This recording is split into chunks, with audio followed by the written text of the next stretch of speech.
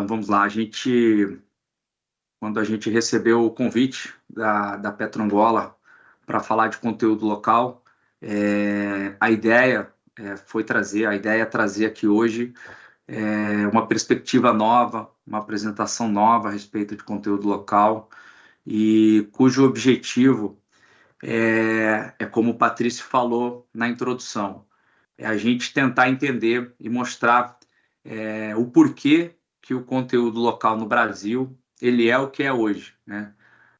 Quais foram as etapas, qual foi o histórico do conteúdo local para a gente chegar hoje da forma que é o conteúdo local no Brasil. Então, para isso, a gente preparou uma agenda de 7 tópicos. Então, a gente vai começar falando um pouco, né, e na parte mais extensa da apresentação, um resumo, né, da história do conteúdo local no Brasil, todas as etapas por quais passamos e onde estamos hoje. Na sequência, vamos falar da regulação da ANP e também da fiscalização da agência. São 2 fatores importantes para a gente entender, vamos chamar assim, o sucesso do conteúdo local no Brasil. Na sequência, algumas lições aprendidas ao longo dos anos, trabalhando com o conteúdo local, a evolução e as perspectivas do setor no Brasil para os próximos anos, alguns desafios que a gente já vislumbra para o futuro e finalizando aí com as nossas considerações finais. Então, falando da história do conteúdo local no Brasil, e é muito importante a gente entender a história, porque a história vai contar para a gente, né, como que a gente chegou aqui nos dias atuais do conteúdo local brasileiro. Então, de início, é muito importante falar que o conteúdo local ele já existe há muito tempo no Brasil, muito antes da criação da ANP, que foi criada em 1997. Então, a gente pode dividir a história do conteúdo local no Brasil em 3 etapas. Quando a gente olha para a nossa história e para a nossa legislação, a gente tem uma etapa anterior à Petrobras, que é a grande empresa brasileira de exploração e produção de petróleo e gás. Já em 1938, né, o Brasil teve a criação do Conselho Nacional do Petróleo, onde na legislação já é possível identificar questões relacionadas ao conteúdo local. Depois, com a criação da Petrobras em 1953, com a Lei 2004, a gente também consegue identificar ainda mais questões relacionadas ao conteúdo local. O que a gente vê, percebe e sabe que durante a década de 70, década de 80, década de 90, a Petrobras, como uma empresa monopolista no Brasil, ela praticou proativamente, né, o conteúdo local. Ela praticou o desenvolvimento dos fornecedores de maneira proativa, o que a gente chama aqui de um conteúdo local não obrigatório. Então, ainda que o conteúdo local não fosse uma obrigação, como a gente vai ver que acontece pós-ANP, por contrato, ainda assim a Petrobras desenvolveu a cadeia de fornecedores e grande parte do que o conteúdo local brasileiro é hoje deve-se a essa fase proativa da Petrobras. Em 1997, a gente tem aí a criação da ANP, a gente chega aí na etapa atual do conteúdo local. O conteúdo local, é importante que se diga, ele nasce como uma obrigação contratual, né? Até hoje ainda no Brasil, o conteúdo local não é uma obrigação legal, não existe uma política de conteúdo local colocada em lei, né? Existem algumas propostas tramitando no Congresso brasileiro, porém nenhuma ainda aprovada. Então, o conteúdo local ele existe desde a primeira rodada de licitações da ANP, em 1999. Já antes disso, né, o que aqui no Brasil a gente chama de rodada zero, que foram as áreas que permaneceram com a Petrobras. Já existe uma cláusula de conteúdo local nesses contratos, porém, não é uma cláusula que traz percentuais de conteúdo local. São apenas diretrizes gerais a respeito do conteúdo local.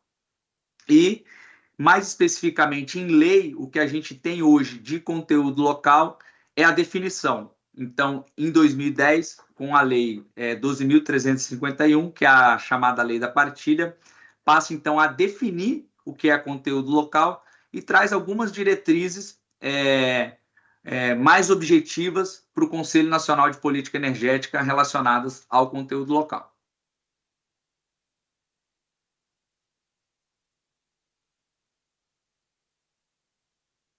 Então, o que diz a lei? Né? O que diz a lei, a nossa lei brasileira, a respeito da definição de conteúdo local?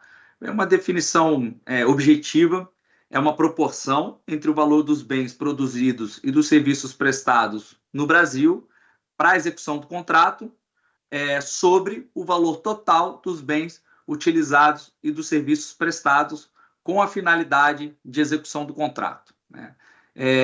A gente tem outras definições técnicas, definições regulatórias a respeito de conteúdo local, mas essa é a nossa definição legal, é a definição que a gente trabalha e que a gente traduzindo aí para um modelo matemático, a gente tem aí basicamente essa fórmula, né, que o nosso conteúdo local são os bens nacionais mais os serviços nacionais sobre o total dos bens e serviços. E é importante que se diga que nessa fórmula, atualmente, né, e acho que, como a gente vai perceber ao longo da apresentação, essa parte nacional, a partir de 2005, a partir da 7ª rodada de licitações do Brasil, ela passa a ter, então, o modelo de certificação, que é uma das bases do conteúdo local atualmente. Então, esses bens e serviços nacionais, a partir de 2005, eles passam a ser certificados por uma terceira parte. E aí, como que esses compromissos de conteúdo local evoluíram ao longo dos anos pós-ANP? Então, aqui a gente tem um desenho, né, uma figura aí de todo o histórico do conteúdo local brasileiro pós-ANP, onde a gente consegue perceber claramente que a gente teve basicamente 3 momentos. Né? A gente tem um momento inicial da rodada 1 até a rodada 6, apesar de elas estarem separadas aqui, mas a gente considera o momento inicial, seguido, né, do segundo período, que vai da rodada 7 até a rodada 13, e depois o período que a gente se encontra hoje, o terceiro período, que começa, então, na rodada 14, em 2017. Então, para a gente entender, lá no início da ANP, do conteúdo local obrigatório, do conteúdo local via contrato, né, em 1999, nas primeiras 4 rodadas, o conteúdo local ele era um fator de licitação, ele tinha um peso de 40% nas ofertas. Essas ofertas, no início, da rodada 1 até a rodada 4, ela tinha apenas um patamar mínimo, então, acima daquele valor, a empresa poderia ofertar o conteúdo local. A estrutura do conteúdo local era uma estrutura global, né? Então, a gente vai ver mais adiante que o conteúdo local no Brasil, ele contempla 2 fases. Ele tem a fase, o conteúdo local relacionado à fase de exploração, e a gente tem o conteúdo local relacionado à etapa de desenvolvimento da fase de produção. Importante, lá no início, a forma de medição do conteúdo local. Lá no início, a forma de medição do conteúdo local era via CNPJ, né? Ou seja, uma empresa constituída no Brasil, independente da sua formação societária, e a gente também tinha o modelo de declaração do fornecedor, como a gente vai ver, a gente evolui para uma declaração de terceira parte, que é o modelo de certificação, mas lá no início, da rodada 1 até a rodada 6, a gente trabalhava com a declaração do fornecedor. Até hoje a gente tem isso. Então, os fornecedores, eles mesmos declaram o quanto de conteúdo local tem naquele fornecimento de bem e de serviços. Da rodada 5 à rodada 6, a gente teve um período de livre oferta de conteúdo local e a gente vai ver que da rodada 1 até a rodada 6, a gente tem percentuais elevados de conteúdo local, o que também ocorreu da rodada 7 até a rodada 13. O conteúdo local passa a ter um peso menor na oferta das empresas. A estrutura se mantém basicamente a mesma, uma estrutura de agregação global do conteúdo local, e a forma de medição também continua a mesma aí da rodada 5 até a rodada 6. Na rodada 7, a gente tem uma grande mudança no conteúdo local brasileiro. As exigências de conteúdo local, elas passam a compor uma tabela com mais de 60 itens, né? Itens e subitens, sendo que para cada item e subitem tem um percentual definido de conteúdo local. Essa regra, então, ela perdurou da rodada 7 até a rodada 13. Foi um período de muito desafiador para o conteúdo local brasileiro, né? Percentuais elevados, e que a gente vê hoje, atualmente, que muitos desses contratos tiveram problemas, não foram cumpridos, e hoje a gente tem trabalhado na fiscalização desses contratos e muitos deles resultaram em aplicação de multa e de penalidades. Já aqui na rodada 7, então, a gente tem nasce aí o nosso modelo de certificação por uma empresa externa, né, como a gente chama, uma certificação por terceira parte.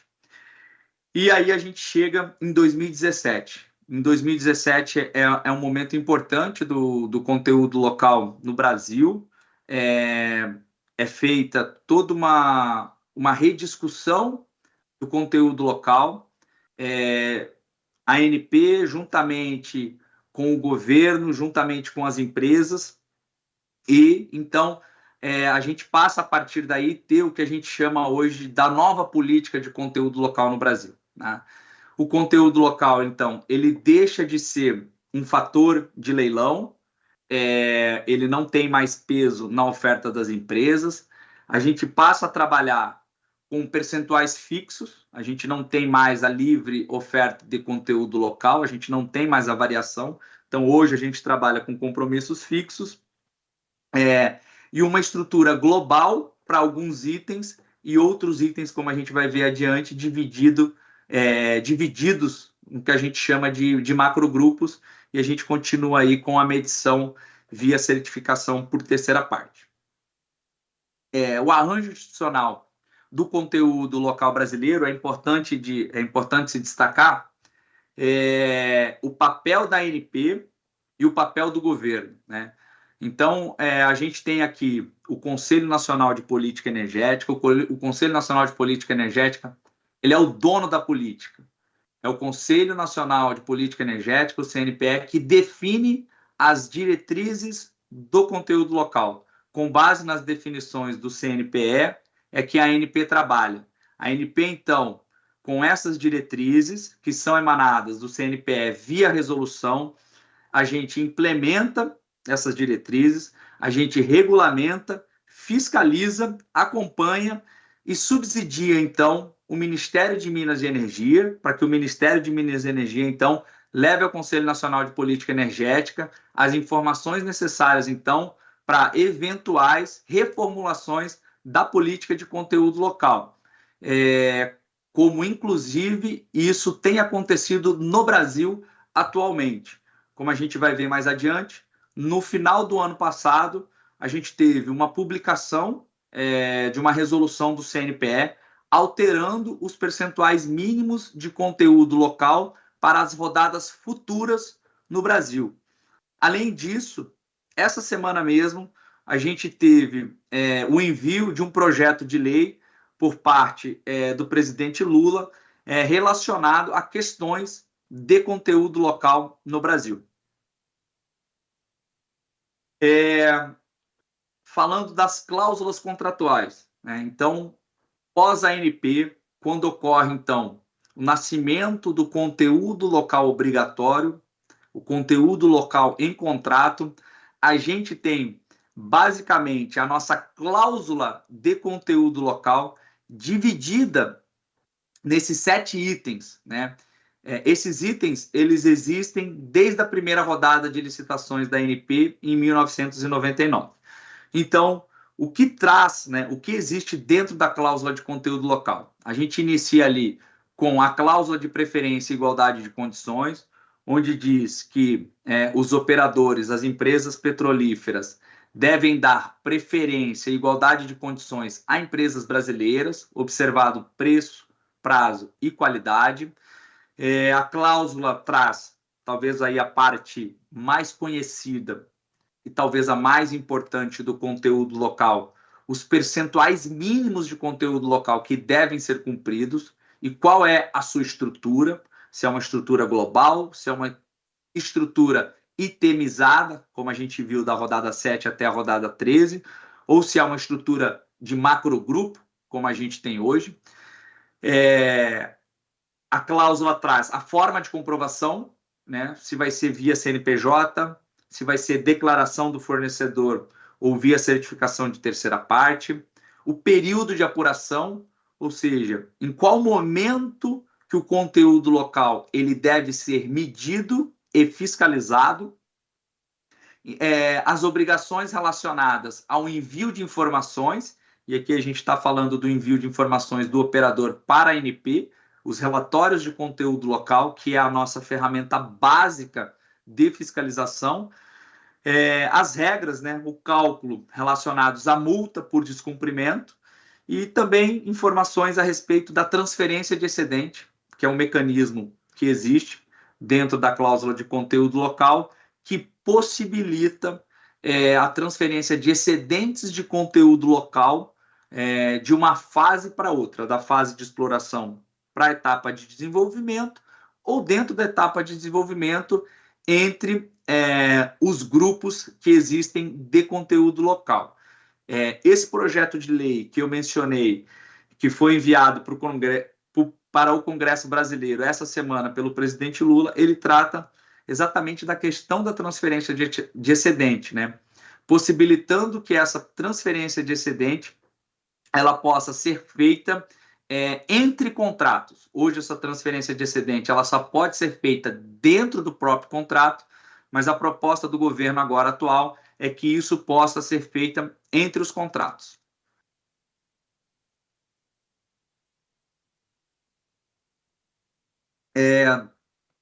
Agora, em relação a... Voltando um pouco aqui, então, agora na sequência eu vou destacar um pouco sobre os percentuais mínimos, a forma de comprovação, o período de apuração e os nossos relatórios de gastos.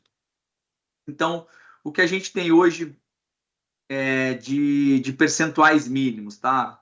Na verdade, o que a gente tem hoje não. Na verdade, como foi a evolução dos percentuais mínimos de conteúdo local. Os percentuais mínimos, como eu falei, eles são a base do sistema de conteúdo local no Brasil.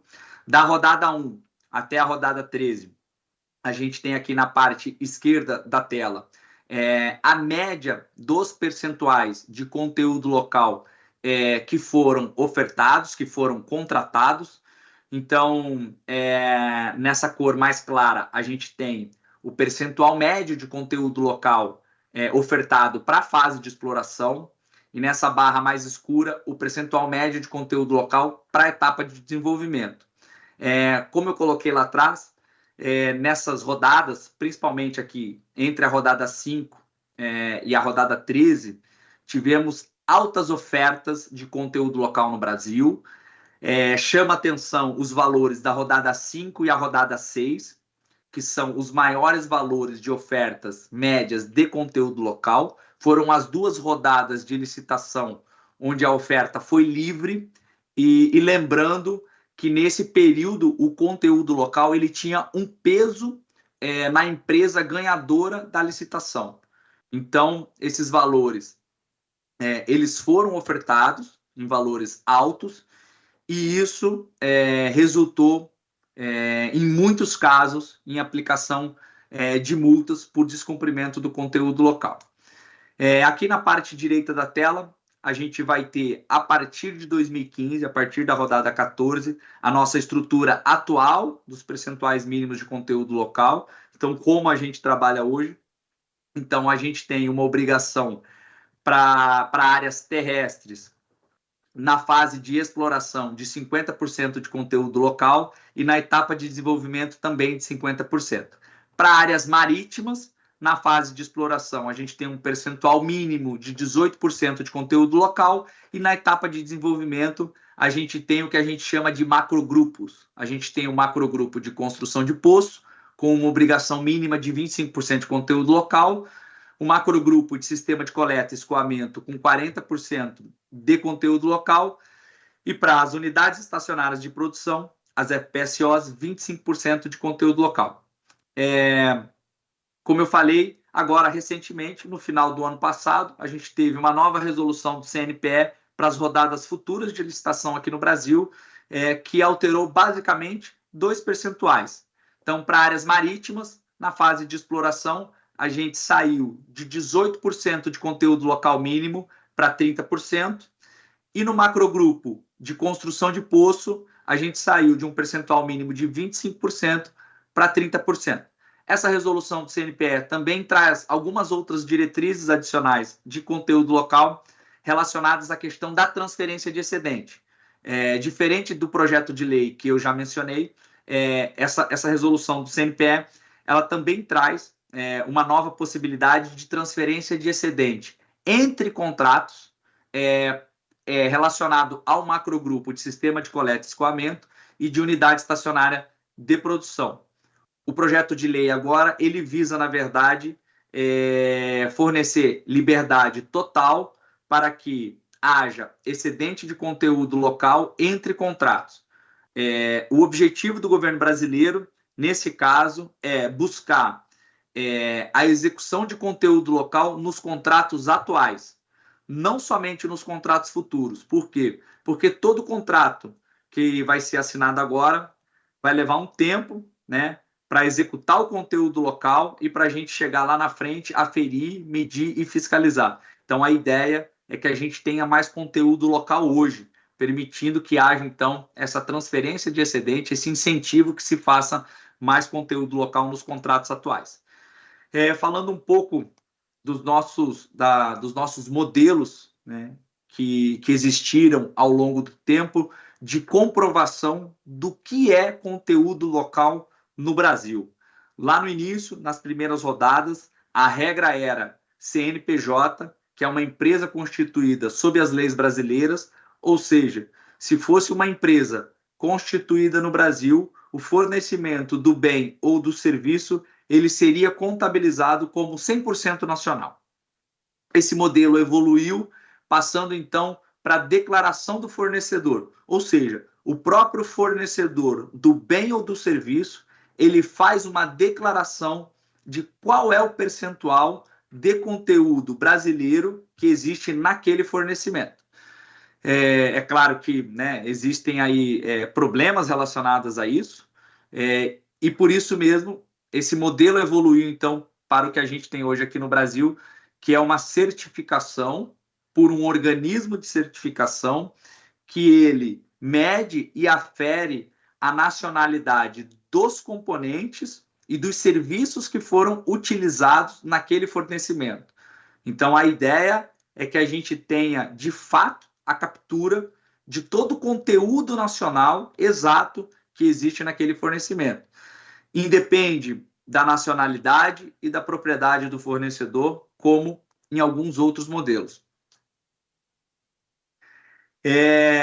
Explicando um pouco melhor como é que funciona o modelo de certificação de conteúdo local no Brasil.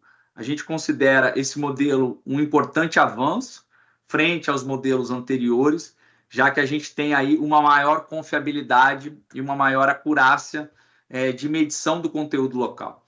Então, o modelo ele funciona com 4 atores. A gente tem a ANP colocando os compromissos de conteúdo local dentro dos contratos. Esses contratos, então, eles são assinados com os operadores. Os operadores, ao fazerem os seus contratos de prestação de serviço, eles normalmente replicam essas obrigações de conteúdo local aos seus fornecedores. Os seus fornecedores, então, eles precisam buscar a certificação de conteúdo local. Então, eles contratam um organismo de certificação, uma certificadora, né? Então, a gente tem esse fluxo da esquerda para a direita. E depois, posteriormente, a gente tem um retorno documental até a gente chegar nas informações ANP. Então, a certificadora, ela faz toda uma análise daquele fornecimento. Depois dessa análise, ela emite um certificado de conteúdo local, falando o quanto de conteúdo local tem naquele fornecimento. Os fornecedores, então, juntam toda essa documentação e enviam aos operadores, e os operadores, depois, eles consolidam nos relatórios de conteúdo local, que a gente vai ver na sequência, e enviam, então, para a ANP. A ANP, ela fiscaliza 2 agentes desse sistema. A ANP fiscaliza tanto os operadores em relação ao cumprimento das obrigações de conteúdo local, aos percentuais mínimos, e a ANP também fiscaliza as certificadoras no que diz respeito à execução das suas atividades de certificação. A ANP não fiscaliza e não tem ingerência sobre os fornecedores de bens e serviços. Falando dos períodos de apuração, quais são os momentos em que o conteúdo local aqui no Brasil ele é apurado? Existem 2 momentos. O primeiro momento é ao término da fase de exploração. Então, todos os gastos, desde a assinatura do contrato até a possível declaração de comercialidade, caso a operadora ela explore a área e identifique que aquela área tem um potencial, ela declara a comercialidade e avança, então, para a fase de produção. Ou, caso ela não avance, haja a devolução do bloco ou a extinção do contrato, aquele contrato também ele passa a ficar apto a ser fiscalizado o cumprimento do conteúdo local. Caso esse contrato ele avance, então, para a fase de produção, a gente vai ter uma segunda fiscalização, a gente vai ter um segundo período de apuração, que vai ser ao término da etapa de desenvolvimento. E o término da etapa de desenvolvimento é baseado nas cláusulas contratuais, é um conceito que foi se alterando ao longo do tempo, e hoje a gente considera o término da etapa de desenvolvimento como 10 anos da produção do primeiro óleo. Bem, os relatórios de conteúdo local para a ANP, eles são a base do acompanhamento e da fiscalização do conteúdo local. É o relatório primário que a gente recebe, é o principal relatório, o principal documento das nossas fiscalizações. É através deles também que a gente faz todo o acompanhamento do conteúdo local. Então, as empresas, elas têm a obrigação trimestral e anual de envio desses relatórios ANP. Nesses relatórios, ela coloca todos os itens de gastos e divide a sua nacionalidade entre o que foi gasto naquele item nacionalmente e o que foi gasto de estrangeiro, importado. Bem, falar um pouco da regulação da ANP. É importante que se diga, né? Lembrando, a gente está aqui tentando mostrar um pouco de o porquê que o conteúdo local no Brasil ele chegou onde chegou, por que o conteúdo local no Brasil ele é considerado um sucesso. E parte disso passa pela regulação da ANP. Então, a importância da regulação, né? É importante que isso fique claro. A regulação para a gente ela é vista como uma ferramenta preventiva da efetividade do conteúdo local. Aqui no Brasil, a gente já entendeu que para o conteúdo local funcionar e funcionar bem, a gente precisa ter uma boa regulação. A regulação é o fator primário de sucesso do conteúdo local. Ela precisa ser uma regulação dinâmica. E a nossa superintendência aqui tem estado atenta a isso, né? A gente interage com os agentes, a gente tenta manter essa participação constante dos fornecedores e dos operadores para a gente identificar quais são os pontos de melhoria da nossa regulação. Então, a partir disso, uma vez identificado, a gente promove, então, essas melhorias regulatórias. Então, a regulação, de fato, é um importante fator aí de sucesso do conteúdo local. A regulação ela precisa ser dinâmica, acompanhar as mudanças. A complexidade da regulação também ela precisa estar muito bem calibrada. E a ANP realmente tem envidado esforços aí nos últimos anos em manter a regulação do conteúdo local efetiva e atualizada. Aqui nesse quadro eu trago as resoluções atualmente vigentes relacionadas ao conteúdo local. Então, hoje, a Superintendência de Conteúdo Local trabalha em cima dessas 7 resoluções, com destaque a primeira e a de número 6, essas que estão colocadas aí com a seta. A resolução 19 de 2013 é a resolução, talvez seja a resolução mais importante do conteúdo local no Brasil. É ela que traz os critérios e os procedimentos para as atividades de certificação de conteúdo local. Então, ela se aplica tanto às certificadoras, aos operadores e aos fornecedores. E também destaco aqui a Resolução 871 de 2022, que é a resolução que traz todas as regras relacionadas aos relatórios de conteúdo local, a forma de apresentação e a forma de envio para a ANP. Os últimos avanços que a ANP teve em questões regulatórias, eu trago em destaques aí alguns deles. Em 2020, a gente teve um aprimoramento importante da Resolução 19 de 2013, através da Resolução 809 de 2020. E que aprimoramento foi esse?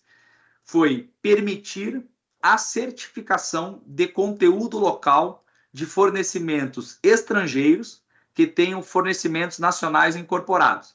Então, ainda que o fornecimento ele tenha sido importado, ele venha de fora do Brasil, caso naquele fornecimento tenham itens nacionais que foram incorporados naquele fornecimento, ele também pode ser medido, ele pode ser certificado e pode ser contabilizado como conteúdo local.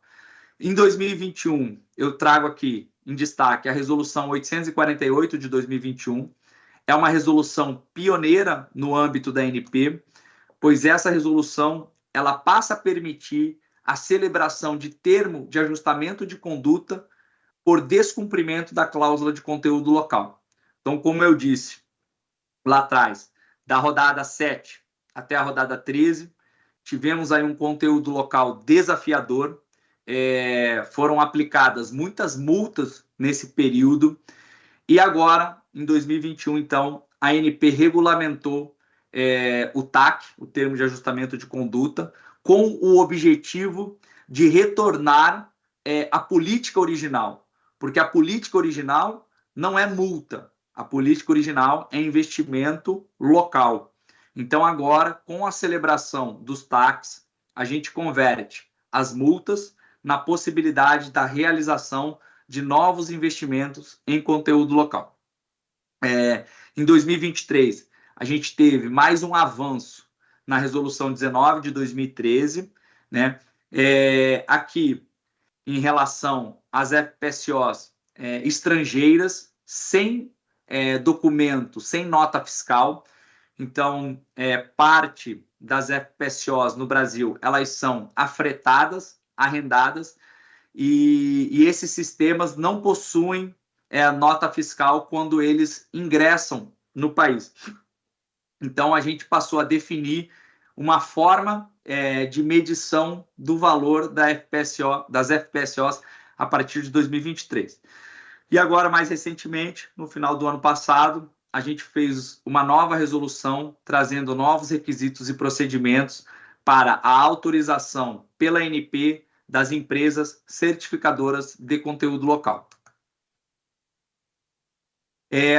A fiscalização da ANP. Então, como um outro fator importante, assim como a regulação, a gente visualiza como um fator importante para o sucesso do conteúdo local, a fiscalização não é menos importante. Mas a fiscalização, ela é uma medida coercitiva, é uma medida reativa, diferente da regulação, que é preventiva. Então, a fiscalização, ela é muito importante também para a efetividade do conteúdo local. Então, a fiscalização a gente enxerga como um complemento da regulação, né? As duas andam juntas, a regulação e a fiscalização. É muito importante, e a gente tem se esforçado nisso, que as empresas saibam que elas vão ter o seu contrato fiscalizado. E todos os contratos no Brasil, 100% são fiscalizados, ainda que com metodologias de, né? Então, a gente tem algumas metodologias de fiscalização diferentes, de acordo com o tamanho do contrato, de acordo com o tamanho do projeto, para que a gente dê conta de cumprir toda essa nossa fiscalização, já que a gente tem aí um número grande de contratos a serem fiscalizados. O nosso planejamento de fiscalização ele é feito de um ano para o outro, e a gente aborda tanto o passivo de fiscalização, aqueles contratos passados que ainda não foram fiscalizados, como os contratos que estão aptos a serem fiscalizados. Ao final desse processo, né, um resumo das informações da fiscalização, elas são publicadas no site da ANP na internet. E os resultados das nossas fiscalizações. Como eu falei, a gente teve aí um período inicial muito desafiador em relação ao conteúdo local. Isso gerou uma quantidade elevada de multas. Então, a gente tem aqui, nesse gráfico, à esquerda, as fiscalizações que foram feitas entre 2011 e 2022. Então, a gente vê que praticamente, né, o número de fiscalizações e de autos de infração, que são as multas, eles são muito parecidos. Então, a gente pode avaliar que praticamente toda a fiscalização nesse período acabou resultando na aplicação de uma multa, e hoje a gente contabiliza algo aproximado em 2 bilhões de reais em multas aplicadas ao longo desses anos.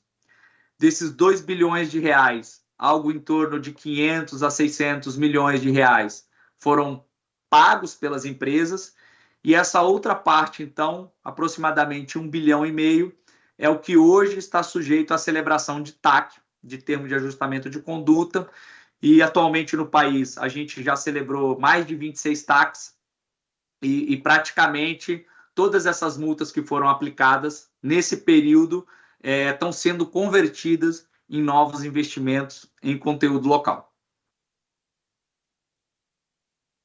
As lições aprendidas, né? Então, algumas lições aprendidas ao longo dos anos aí trabalhando com o conteúdo local.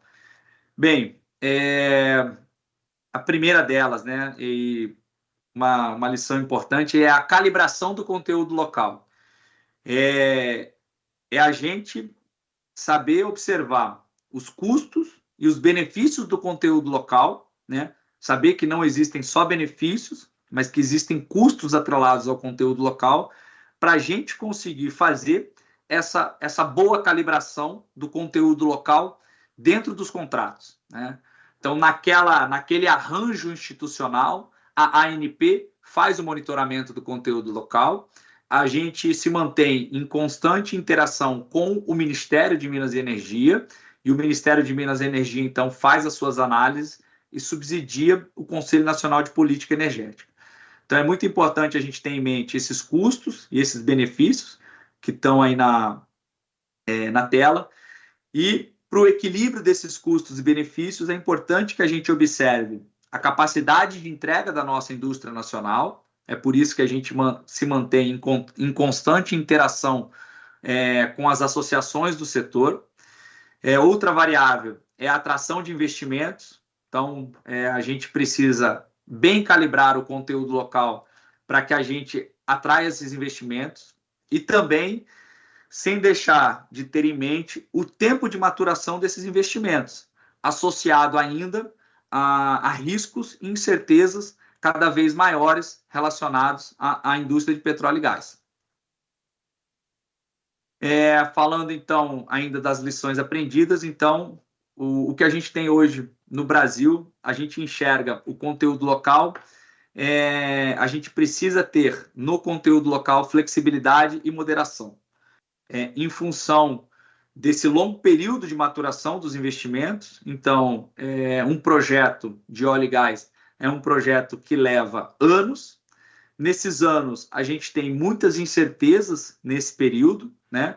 Incertezas relacionadas ao risco exploratório, às variações do mercado, a própria capacidade da entrega da indústria nacional, ela pode variar ao longo dos anos. A gente pode hoje ter uma capacidade de entrega que não necessariamente vai ser a mesma capacidade no futuro, ela pode eventualmente crescer ou diminuir. A tecnologia, ela pode se alterar, pode eventualmente novas tecnologias podem aí facilitar, né, a exploração e a produção de óleo e gás. E além disso, também nesse momento a gente tem uma incerteza importante, que é a questão da transição energética, que impacta nesses projetos e por isso cada vez mais a gente precisa de flexibilidade e moderação na definição do conteúdo local. A evolução do setor, trazendo aqui a evolução do setor de óleo e gás no Brasil. Nos últimos anos, a gente observa aqui na parte esquerda, nesses dois gráficos, o primeiro, a produção de petróleo na parte de cima, e na parte de baixo, a produção de gás natural.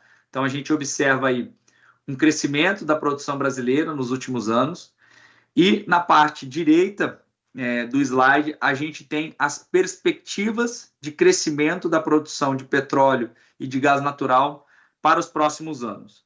Então, a gente vê que a gente vem crescendo e a gente tem uma perspectiva de continuar crescendo nos próximos anos. Ou seja, o conteúdo local vai continuar sendo uma importante ferramenta, uma importante variável, né, dentro dos nossos contratos, né, nos próximos anos. Então, a gente vai continuar tendo aí muita atenção e vamos continuar tendo muito conteúdo local nos próximos anos no Brasil. E aí, trazendo aqui as perspectivas para os próximos anos, o Brasil é hoje o maior mercado no mundo de FPSOs, de plataformas. Aqui na tela a gente consegue observar mais de 20 projetos relacionados às FPSOs. Grande parte deles já estão contratados. Alguns deles já foram entregues aqui em 2023. E, como vocês podem observar aqui nessa parte em destaque, né, o local content, a gente vê que algumas plataformas têm percentuais maiores, de 40%, e outras plataformas têm percentuais menores, de 25%, algumas com 30%. Isso em função do conteúdo local dos contratos, das rodadas em que eles foram firmados. Como a gente viu, o conteúdo local ele variou, né, ao longo do tempo, de acordo com as rodadas. Os nossos desafios futuros, o que a gente enxerga aí como desafio para o conteúdo local no Brasil? E aí eu dividi aqui os desafios nos desafios da ANP e nos desafios do setor. Então, a gente tem desafios relacionados ao conteúdo local aqui na ANP, e eu destaco, né, a gente precisa cada vez mais, né, aumentar e capacitar o nosso quadro de pessoal. A gente precisa ter o pessoal em quantidade adequada e capacitado adequadamente, tanto para fazer a regulação do conteúdo local, quanto para fazer a fiscalização. A gente precisa, nos próximos anos, né, ter aí os nossos recursos para realizar as nossas atividades. Como desafio, a gente precisa eliminar alguns passivos de fiscalização que a gente tem. A gente tem uma demanda alta frente à nossa capacidade de fiscalização e, além disso, a gente precisa também efetivar as fiscalizações correntes. E aí eu destaco que a ANP vai entrar numa fase agora de fiscalização mais forte relacionado à etapa de desenvolvimento e também vamos precisar fiscalizar os TACs de conteúdo local, os termos de ajustamento de conduta. Como desafio, temos que aprimorar aí os nossos procedimentos de fiscalização, se utilizando das novas ferramentas tecnológicas, o que a gente já vem empreendendo nos últimos anos, manter a constante interação com os agentes, né, de modo que a gente consiga promover as melhorias regulatórias no tempo adequado e na medida certa. E, além disso, também a gente tem que se preparar para a possibilidade de aplicação de políticas de conteúdo local em outros setores regulados pela agência. E aí eu destaco aqui a produção do hidrogênio, que teve recentemente aqui no Brasil o marco regulatório publicado e que traz ali algumas questões relacionadas a conteúdo local, mas que ainda dependem de regulamentação via decreto. Então, existe uma perspectiva relacionada ao hidrogênio, de que o decreto seja publicado nos próximos meses, e aí a gente vai poder fazer uma avaliação melhor de que forma que o conteúdo local vai se inserir dentro dessa nova indústria. Aqui eu trago em destaque o que a gente chama de agenda regulatória, né? São as mudanças de resoluções que a gente vai fazer nos próximos tempos. Então, a gente está num período de revisão da nossa resolução que trata dos relatórios de conteúdo local. A gente espera, até o final desse ano, então, finalizar essa revisão.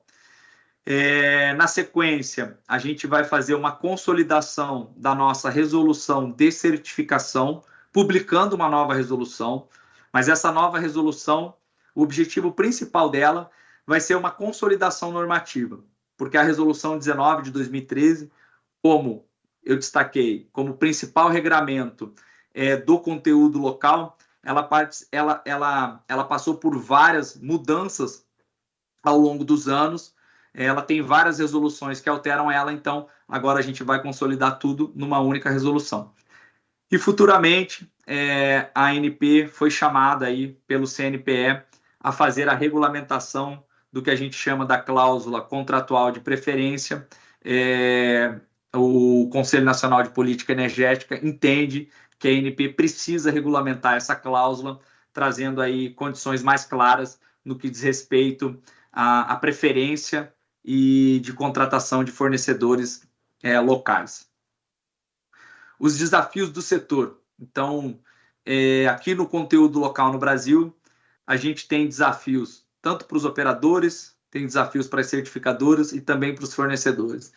Então, para os operadores, o que a gente enxerga, né? Eles devem continuar buscando aí o cumprimento das obrigações de conteúdo local, principalmente em pontos mais desafiadores e que demandam maiores investimentos, como é o caso aí das plataformas, das FPSOs, e ainda em um cenário de incerteza energética. Para as nossas certificadoras, né, o desafio é continuar mantendo o processo de certificação de uma maneira confiável e robusta, em um ambiente de alta complexidade. A indústria de petróleo e gás é uma indústria complexa, e o processo de certificação dessa indústria é um processo muito complexo, e esse sistema de certificação, sendo um dos pilares do conteúdo local no Brasil, ele precisa, a gente precisa zelar pela integridade desse sistema. Para os fornecedores, o desafio é que os fornecedores continuam a ter capacidade de atendimento às demandas locais dos operadores, com preço, prazo e qualidade de maneira adequada, mas sempre buscando aí uma maior competitividade no mercado global. E para todo o setor, como eu já destaquei, é continuar mantendo a interação entre todo o setor, de modo que as ações, tanto por parte do mercado regulado quanto por parte da ANP, elas sejam tomadas aí no tempo adequado e na medida certa. Agora, partindo para o final da apresentação, para as minhas considerações finais. Então, um resumo aqui dos principais pontos dessa apresentação, só para a gente marcar. Então, é importante que se diga que o conteúdo local no Brasil ele teve início muito antes da ANP e muito dos resultados positivos que a gente teve no conteúdo local brasileiro ao longo do tempo se deve à estratégia de desenvolvimento e de contratação da Petrobras nas décadas que antecederam a criação da ANP. Então, esse é um ponto importante. O sucesso do conteúdo local no Brasil, que a gente pode dizer, ele não é fruto do trabalho da ANP sozinha, né? Muito disso se deve ao trabalho que a Petrobras fez no passado aqui no Brasil. Como a gente viu, o conteúdo local pós-ANP, ele passou por diferentes modelagens, ele foi se alterando ao longo do tempo, né? A gente acredita que o conteúdo local ele foi evoluindo, as regras foram evoluindo, até a gente chegar nessa estrutura que a gente tem hoje, que é uma estrutura que já perdura aí por quase 10 anos, né? Uma estrutura que tem uma certa flexibilidade, é uma estrutura moderada, né? Capaz de atrair os investimentos e cujo pilar central é a certificação por uma terceira parte. A regulação por parte da ANP dinâmica e a fiscalização efetiva dos agentes, como eu coloquei, juntamente com o sistema de certificação, eles formam a base do controle do conteúdo local brasileiro. Então, as empresas elas precisam acreditar de que a regulação ela vai ser dinâmica, que a regulação ela vai ser assertiva. As empresas elas precisam acreditar que elas vão ser fiscalizadas em algum momento, para que então elas zelem pelo cumprimento do conteúdo local. A constante interação e a transparência entre todos os atores também é um outro ponto-chave para o conteúdo local, tanto para a proposta de adequações, enfim, quanto para ações dos próprios agentes. Trago aqui em destaque também que qualquer alteração de regra relativa ao conteúdo local, a gente sempre precisa estar analisando do ponto de vista dos custos e benefícios, né? Sob pena da gente afastar investimentos e de tornar a política de conteúdo local ineficaz, já que o que a gente precisa é de mais investimentos, né, no Brasil, no setor de óleo e gás e, por consequência, com conteúdo local no Brasil. E aqui eu trago um pouco da discussão entre incentivos e penalidades. A gente passou por etapas em que só se olhava para as penalidades. Então, o conteúdo local associado à penalidade. Hoje, o que a gente tem trabalhado é o conteúdo local associado a incentivos. Como a gente viu, recentemente teve aí o projeto de lei que eu já mencionei, que busca, então, incentivar um maior conteúdo local nos contratos atuais. E, por fim, a produção no Brasil vai continuar crescendo nos próximos anos, de maneira que o conteúdo local continuará tendo um papel relevante no desenvolvimento da nossa indústria.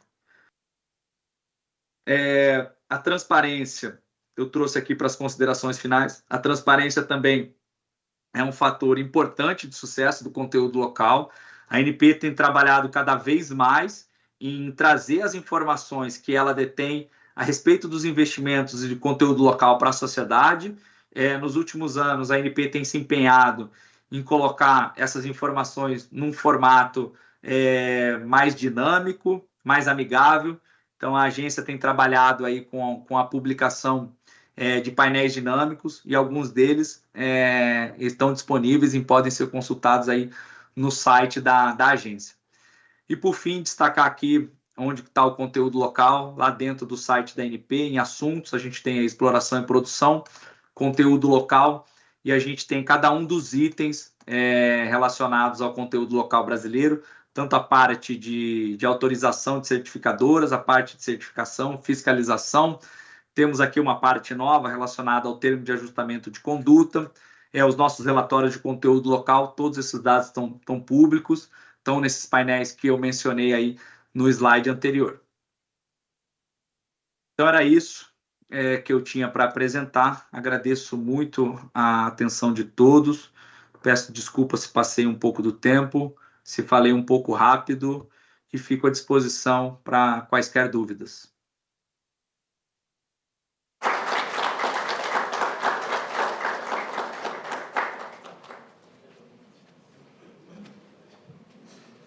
Muito obrigada, Tiago, pela apresentação. Trouxe dados pertinentes e importantes, não só para conhecimento, mas também para a tomada de decisão. O nosso público certamente tem algumas questões, os protocolos já estão a postos com os microfones. Quem tiver alguma questão poderá levantar a mão de forma ordeira. Eu vou convidar Patrício Kingongo para poder moderar este momento e colocar também algumas questões.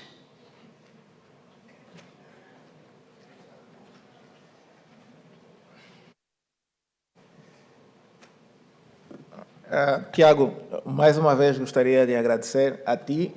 Claro que nós tínhamos a combina, era tu estares aqui presencialmente, mas infelizmente não foi possível, mas deixa-me dizer que a tua apresentação não ficou a dever, né? Não sentimos a tua ausência física aqui e fizeste uma apresentação excelente e muito clara.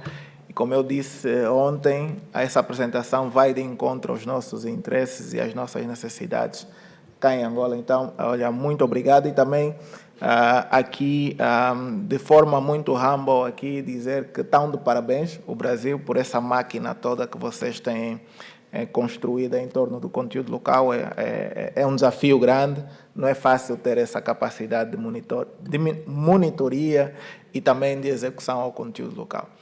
Eu sei que tem muitas questões aqui, nós temos um outro painel que vamos poder falar à vontade. O Tiago teve que acordar às 4 da manhã no Brasil, são 4 horas de diferença para falar conosco. Então, vamos fazer algumas perguntas, depois nós vamos continuar.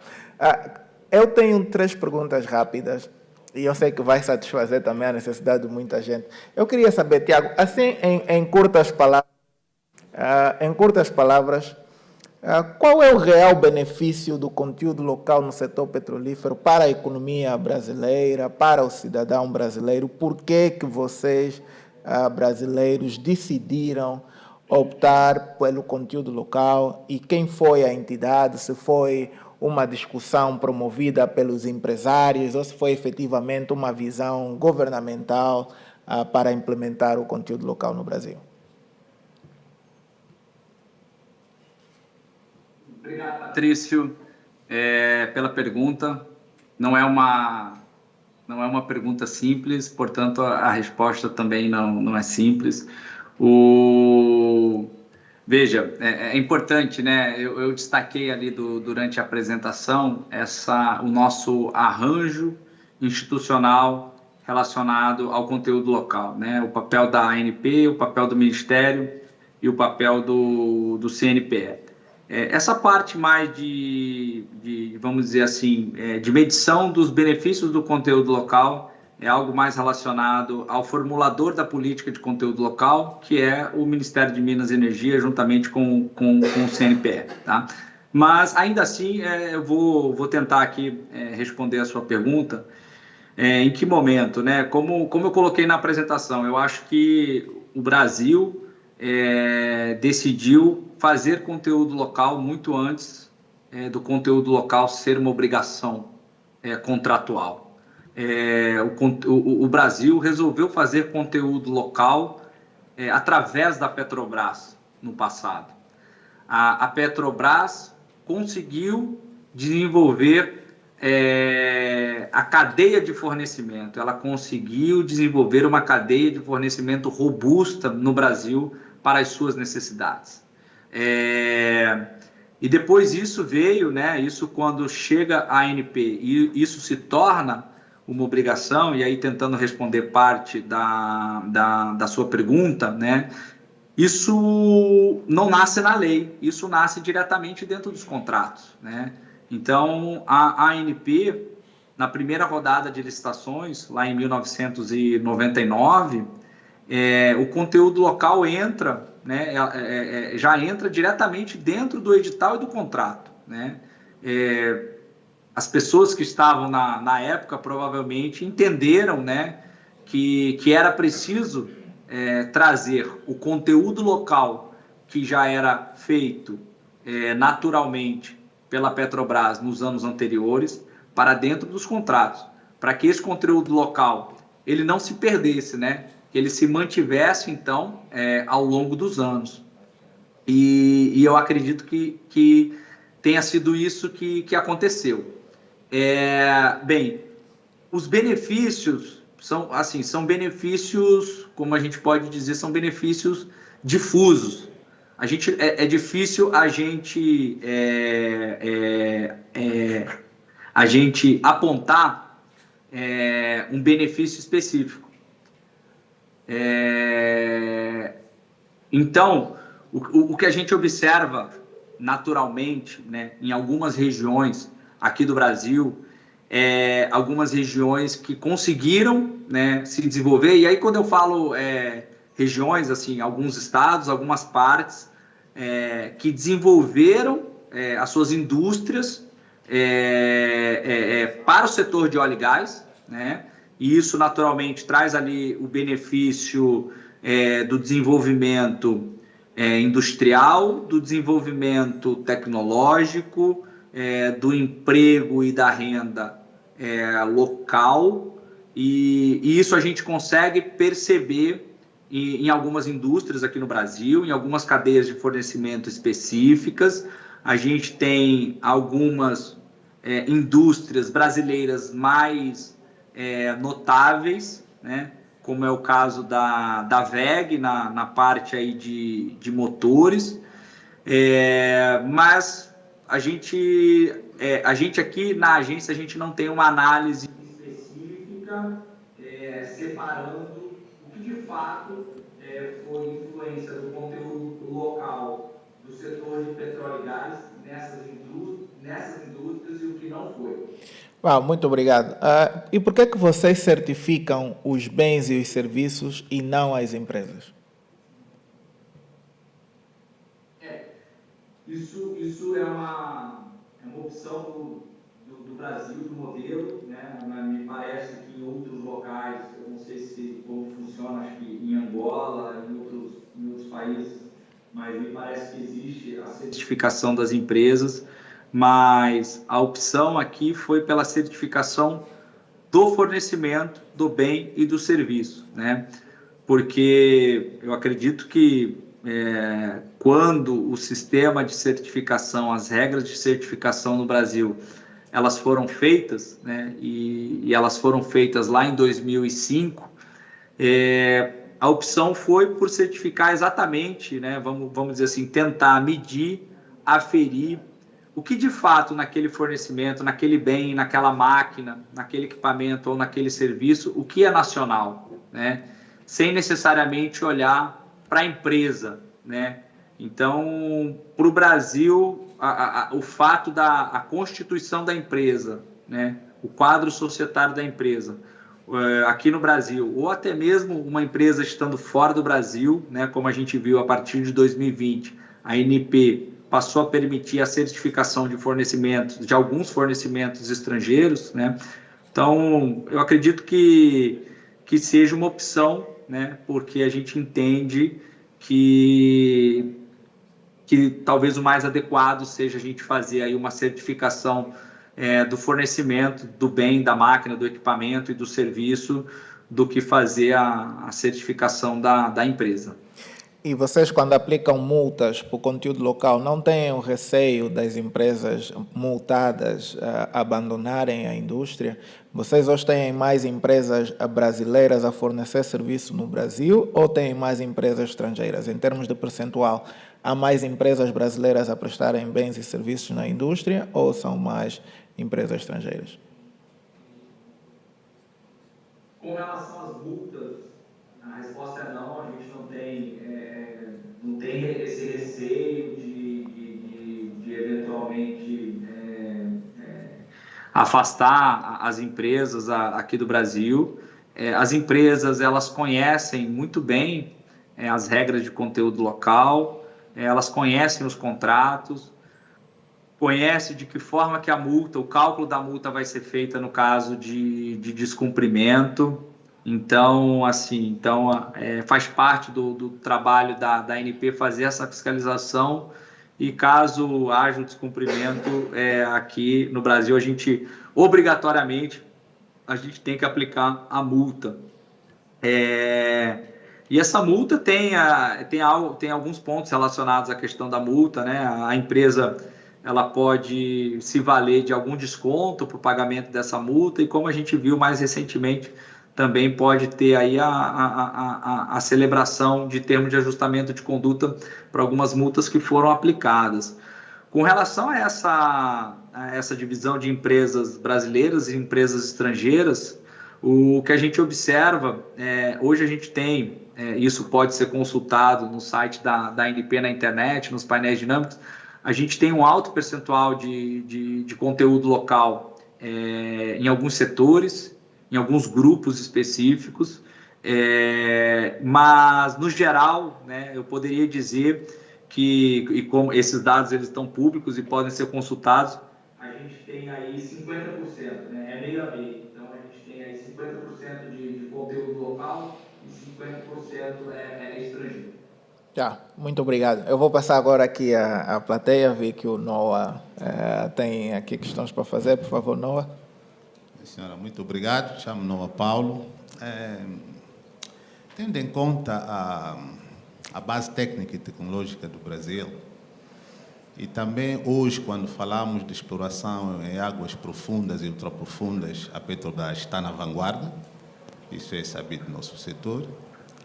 Eu gostaria de saber, para além da Petrobras, se o Brasil tem outras empresas operadoras. Primeira pergunta. A segunda pergunta, esse é termos... Empresas operadoras brasileiras. Operadoras brasileiras. Brasileiras. E em termos de prestação de serviço, se olharmos para o mundo, nós temos bons exemplos, como é o caso da Schlumberger, Halliburton e Baker. Será que no Brasil tem alguma empresa que pode ser equiparada a essas empresas? Obrigado. Tiago? Obrigado pela pergunta. Então, a primeira resposta é sim. Aqui no Brasil, a gente tem outras empresas brasileiras trabalhando no setor de exploração e produção de petróleo e gás. Essas empresas, elas surgiram pós a ANP, claro, porque antes da ANP, a Petrobras, ela detinha o monopólio da exploração e produção de petróleo e gás no território brasileiro. E a partir de 97, com as rodadas de licitações da ANP, outras empresas ingressaram no Brasil. Lá no início, principalmente empresas estrangeiras, de capital estrangeiro, as empresas já conhecidas, mas ao longo do tempo, empresas nacionais elas foram se formando, participando das licitações. Num primeiro momento, principalmente nas áreas terrestres, no onshore, empresas de pequeno e médio porte, e depois mais atualmente, né, houve uma venda de parte dos ativos da Petrobras, onde muitas empresas, em sua grande maioria, né, empresas nacionais, que acabaram comprando essas áreas. Então, hoje, a gente tem algumas empresas de destaque, tanto no onshore, principalmente, mas a gente também tem algumas empresas no offshore. Então, eu posso citar aqui algumas empresas.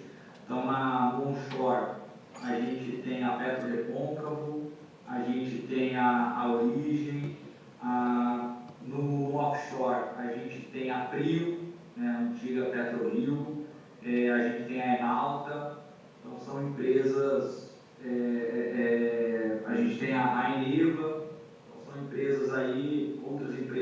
cadeias que também se desenvolveram ao longo desses últimos anos.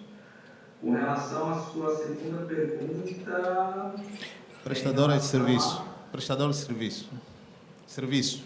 Como é o caso da Schlumberger, Halliburton, Baker, se tem alguma empresa brasileira que podemos equiparar a essas empresas? Não. Em relação a esses serviços mais específicos da indústria, da parte de exploração, perfuração, parte sísmica, não. Isso ainda o mercado ele acaba sendo detido por essas empresas aí que foram mencionadas. A gente tem algumas outras empresas, mas eu desconheço agora se são empresas brasileiras que também trabalham aí nessa parte de fazendo serviços de exploração, de perfuração, da parte de sísmica. Mas no geral, essa parte brasileira que se desenvolveu é a cadeia de fornecimento de bens, máquinas, equipamentos, bombas, vasos, enfim, esses equipamentos de processo. Okay. A seguir, quem mais tem pergunta? Pode aproveitar e passar aqui para o Luís, já o microfone está aqui, sim. E a pessoa atrás vai estar. Luís, por favor. Obrigado pela apresentação. As minhas questões eram mais técnicas, mais práticas, que eu gostava de perceber do modelo brasileiro. Qual é a primeira pergunta? Qual é a duração média dos contratos de prestação de serviços? Contratos de longa duração, qual é normalmente o prazo médio dos contratos de prestação de serviços na indústria? Segundo, falou numa fase antes da criação da ANP, onde houve desenvolvimento proativo de fornecedores. Durante essa fase houve algum item relacionado com o financiamento, o apoio de financiamento aos fornecedores para prepará-los para a indústria? E terceiro, falou na base de dados que tem da ANP. Essa base de dados, por exemplo, tem lá as empresas que estão registadas para fazer o serviço e que serviço é que essas empresas prestam? Obrigado. Então, com relação à primeira pergunta, a ANP, a gente tem conhecimento mais aprofundado dos contratos firmados com as operadoras, mas a sua pergunta acho que não foi essa, Então, o nosso contrato de exploração e produção, ele já é conhecido, é um contrato aí que dura de 25 a 30 anos entre fases de exploração e fase de produção. Mas com relação aos contratos, ao período, a duração dos contratos de prestação de serviço, não é uma informação que a ANP detém de forma corrente. Então, o contrato de prestação de serviço do operador com o fornecedor, a ANP não tem, a gente não tem, na verdade, assim, o controle, a gente não faz o acompanhamento desses contratos. É por isso que existe a certificadora. Então, a certificadora é ela que, na verdade, vai avaliar esse contrato, não necessariamente ali o período, mas vai avaliar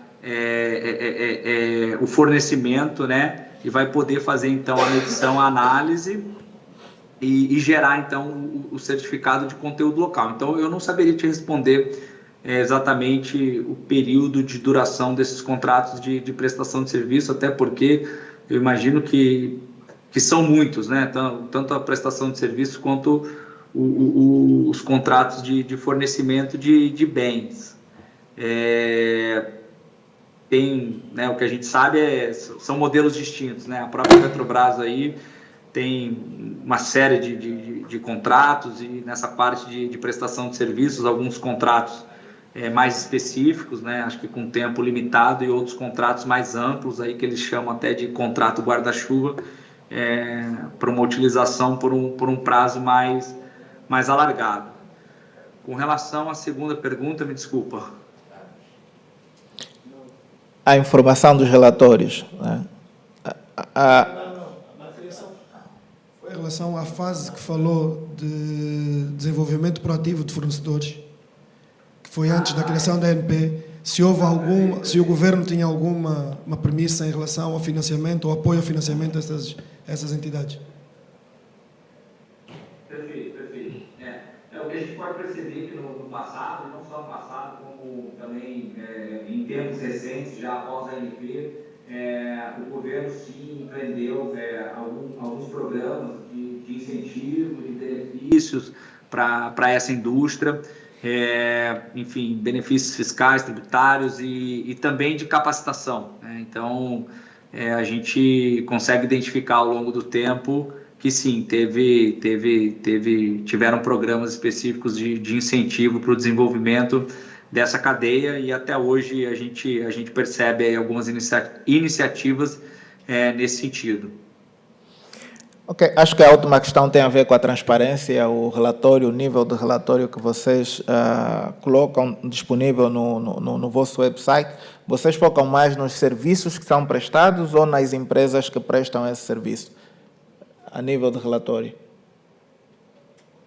Então, o nosso relatório que a gente tem lá e vocês podem consultar, né? É importante que se diga que aqui no Brasil a gente não faz a divisão de bens e serviços. Isso acaba ficando de maneira agregada no conteúdo local, né? E eu digo isso por quê? Porque existe uma discussão em cima, uma discussão atual de que se no Brasil, né, se aqui a gente deve segregar, né, o que de fato é bem e o que de fato é serviço. E nos nossos relatórios que estão publicados, a gente tem um modelo de relatório, né? É um modelo que basicamente ele acompanha a estrutura da indústria, né?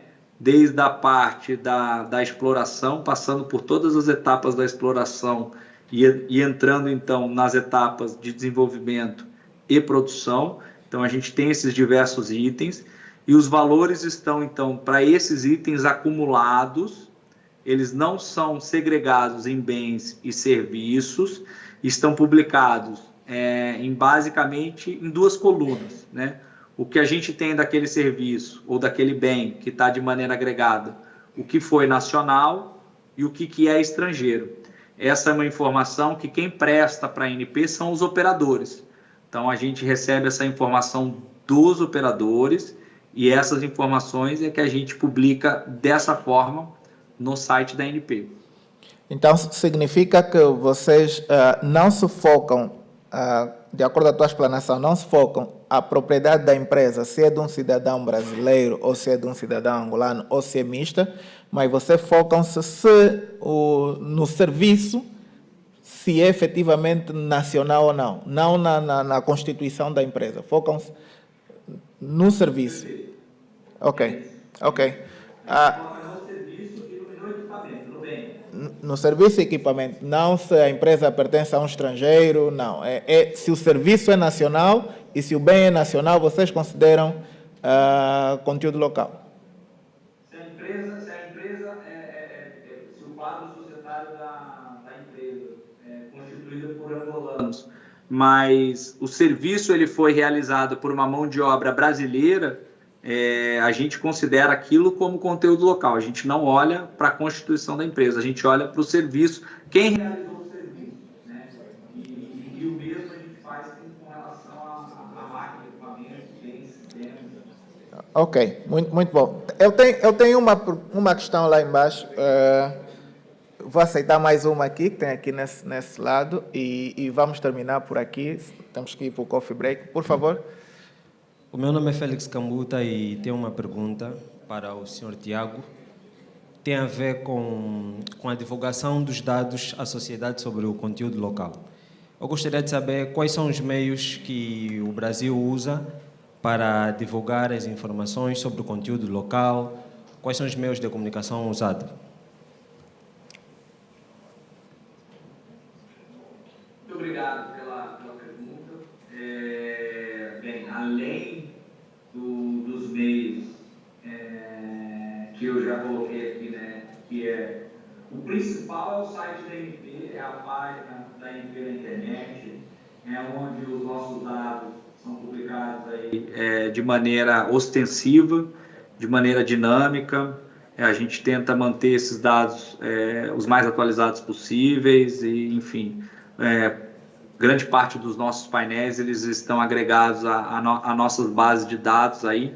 Então, na medida que a gente recebe os dados, praticamente no mesmo momento esses dados já são atualizados na internet. Mas, além disso, é claro que se busca divulgar, né, o conteúdo local de outras maneiras.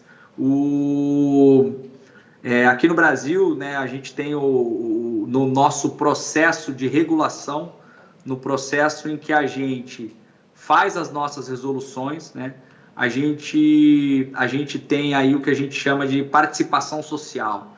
A gente tem o período de consulta pública, a gente tem a audiência pública. Então, para divulgar esses meios, normalmente a gente se utiliza não somente do site da agência, mas a gente também tem aí o Diário Oficial para publicar essa necessidade, né, esse pedido de participação social relacionado às nossas resoluções, aos nossos processos regulatórios. E isso também a gente faz através da Superintendência de Conteúdo Local de maneira específica em relação às partes interessadas.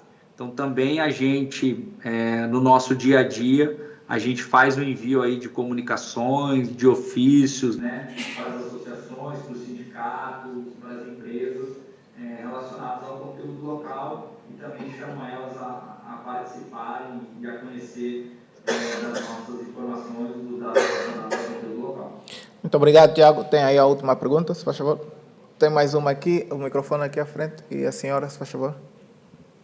Alô, bom dia, Tiago. Obrigada pela apresentação, muito linda. Já dá para perceber que, em termos de conteúdo local, o Brasil está muito à frente, estão de parabéns. E a minha questão é, que conselho é que tem a dar a nós, angolanos, e que estamos nesse trajeto e que temos ainda um percurso longo para chegarmos até onde vocês estão? Obrigada. Conselhos? Obrigado. Eu acho que é uma excelente... Essa questão é a última, né? Eu acho que o pano de fundo da minha apresentação, a minha tentativa foi essa, né? Mostrar, porque nas minhas conversas com o Patrício, eu entendi que esse seria o objetivo maior, né? Trazer para vocês o porquê que o conteúdo local no Brasil é o que é hoje, né?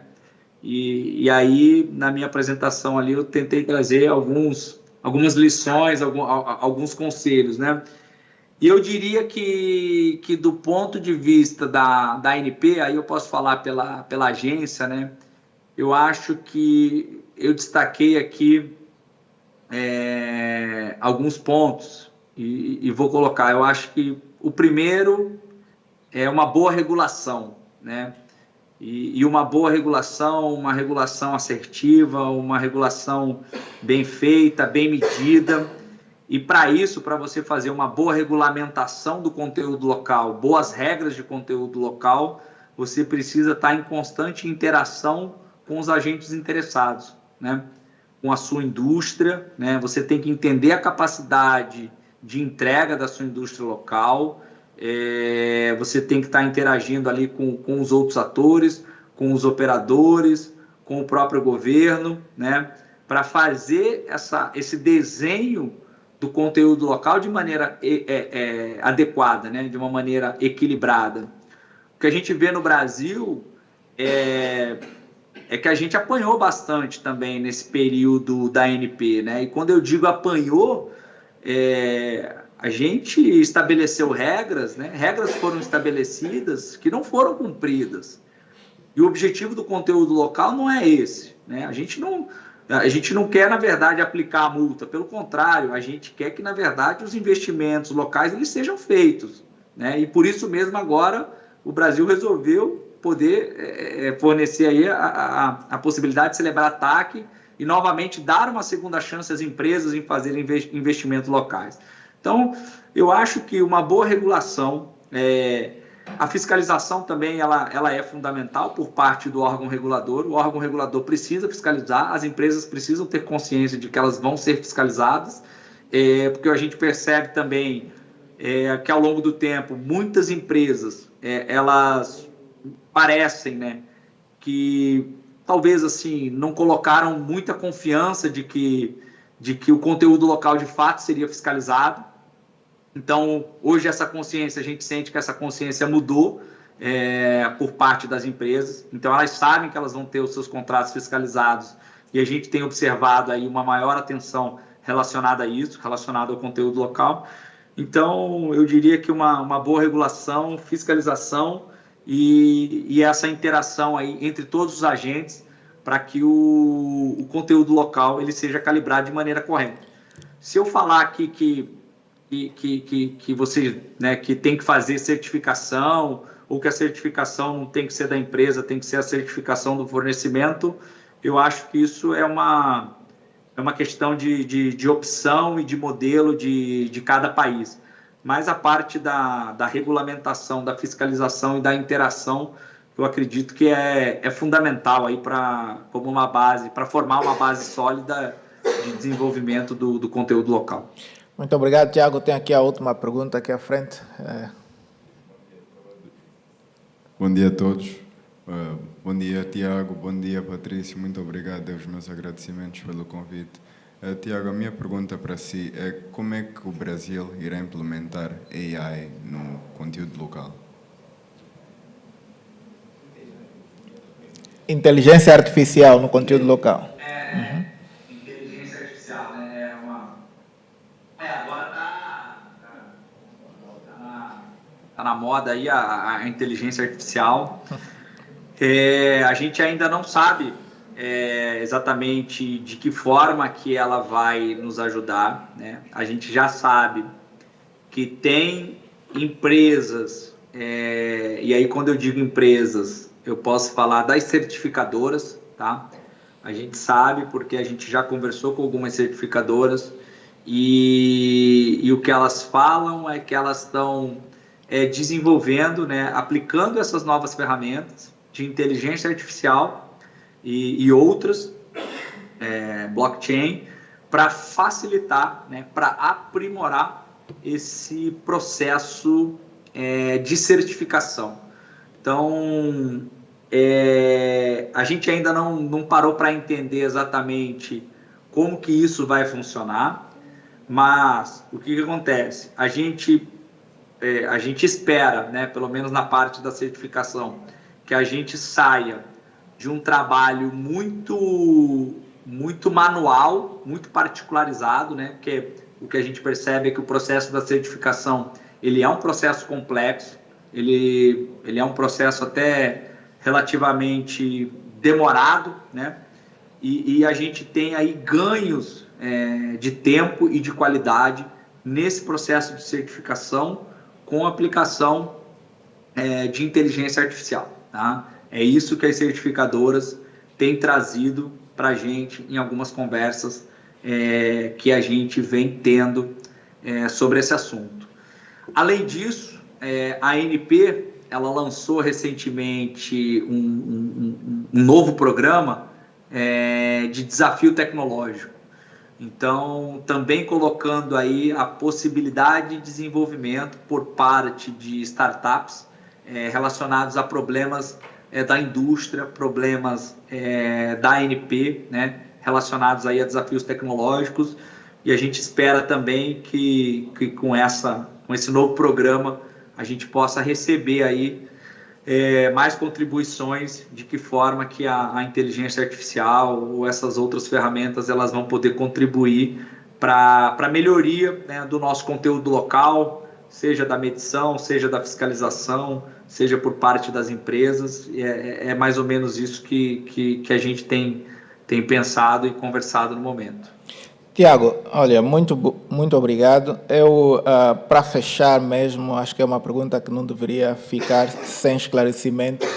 é saber o porquê que a ANP, a Agência Nacional de Petróleos do Brasil, trabalha com terceira parte para fiscalizar e também trabalha com as associações e outras instituições como os institutos brasileiros do petróleo e outras instituições, as associações empresariais, para a implementação do conteúdo local. Vocês não têm receio também, e uso aqui novamente a palavra receio, de, por exemplo, uma certificadora usurpar a função da ANP? Vocês confiam no trabalho de uma instituição que não é pública, por exemplo, para certificar o conteúdo local? Por que vocês fazem isso? É uma excelente pergunta. A pergunta é muito boa, realmente. É uma pergunta que ela às vezes acontece, e ela é natural que aconteça. Tá? Então, bem, vamos por partes. Né? A ANP, quando surge o processo de certificação, ele surgiu em 2005. E ele veio diretamente no contrato. Né? O contrato da 7ª rodada falava que os operadores deveriam certificar os seus bens e os seus serviços. E no contrato falava: a certificação vai ser regulamentada pela ANP. E a certificação ela foi regulamentada pela ANP, como a gente falou, é uma certificação do fornecimento do bem e do serviço, independente da empresa.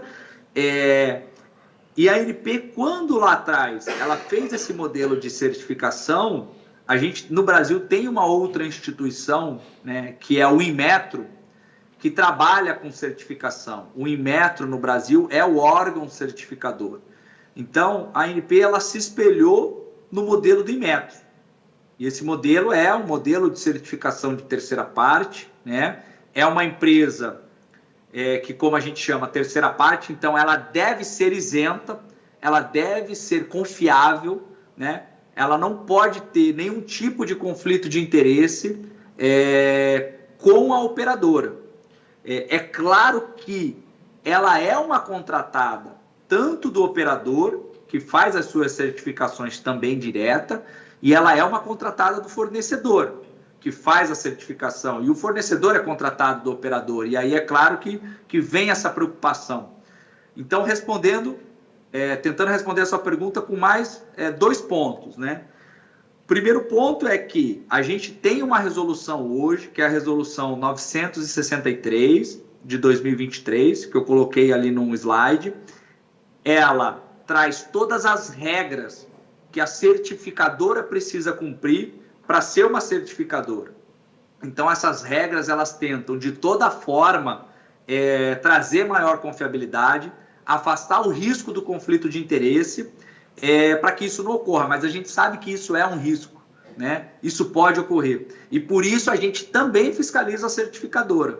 Então, a gente fiscaliza tanto nos requisitos de acreditação, para ver se ela tem a estrutura adequada, para ver se ela tem os técnicos adequados, quanto o processo de certificação. Então, a gente também fiscaliza os certificados.